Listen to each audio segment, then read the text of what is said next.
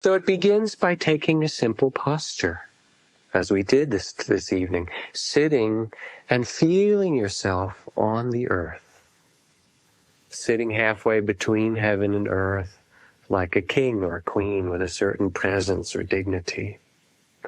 Letting your eyes close gently, or not, as you like, and bringing your attention to feel, not to watch or look at, but actually to feel the aliveness of your body and its breath, the expansion and contraction.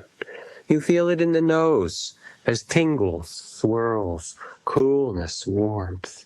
You feel it in the throat as tickles, as slight rippling sensations, again, as coolness. You feel it in the chest as it expands, opens, contracts, releases. You feel it in the belly as it rises and falls, hardens and softens, moves. Let your breath have its natural cycles as you pay attention to it. We often get the idea that if we're doing breathing, it should be a certain kind of breath. But first, it's simply to feel the breath as it is, even if the breath is very soft. Let your attention become as soft as the breath, to listen with that kind of care. Where do you feel that soft breath? Where does it show itself? Where are the feelings or sensations? Just a slight tingle in your throat, or just a little movement in the belly. Let your attention be as soft and careful as the breath, like a little spider web again that you just want to touch. Suzuki Roshi calls the breath a swinging door. No inside, no outside. Just this kind of sensation that floats in our body. If it's difficult to feel your breath, simple. Take your hand and place it on your belly. Rest it there, right around your navel, somewhere right in the middle, and leave it there for as long as you like. 5 minutes, half an hour, all morning is fine. And in the palm of your hand, there's a famous Tibetan text called Buddha in the palm of your hand. So this is Buddha in the palm of your hand. You put your hand in your belly, and you just feel in the palm of your hand the natural movement of your belly. That's also your breath. It sort of expands like someone blowing up a balloon or a watermelon that's growing. And then it shrinks a little bit, contracts.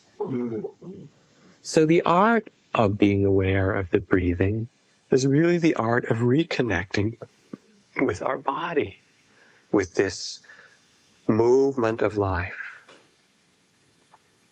Then some people would say, well, I did it for a few breaths or half an hour or something. Normally you go to a monastery and get these teachings, and the teacher would say, here's the practice of working with the breathing.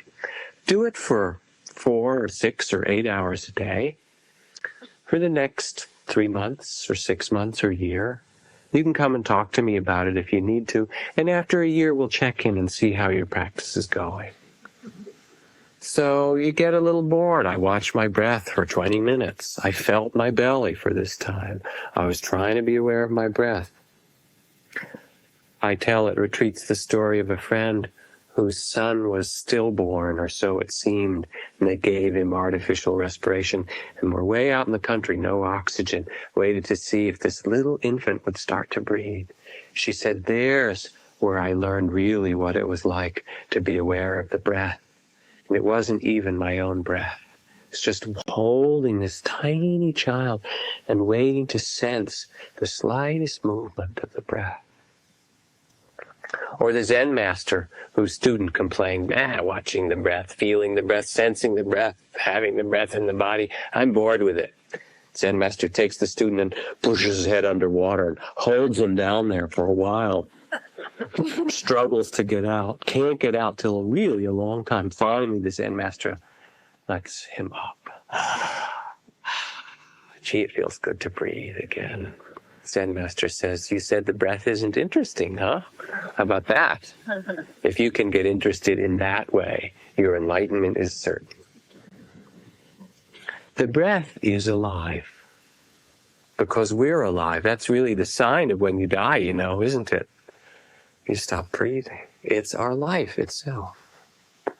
Now, it's hard for us because we are what the New York Times psychology writer Dan Goleman described us. He said, we're a nation with a 15-second attention span. So you feel the breath, 1 or 2 breaths, and then your mind wanders away. You think about what you have to do tomorrow and the next day and what somebody said to you and your plans and your car and your family and your bank account and your body and, your garden and the traffic and all these things. And all of a sudden, I was being with the breath. So you have to bring the puppy back, as we say, or St. Francis de Sales, bring the heart back 1,000 times, though it wanders each time. Just coming back each time, training the puppy. The dog runs after the stick or the car, something.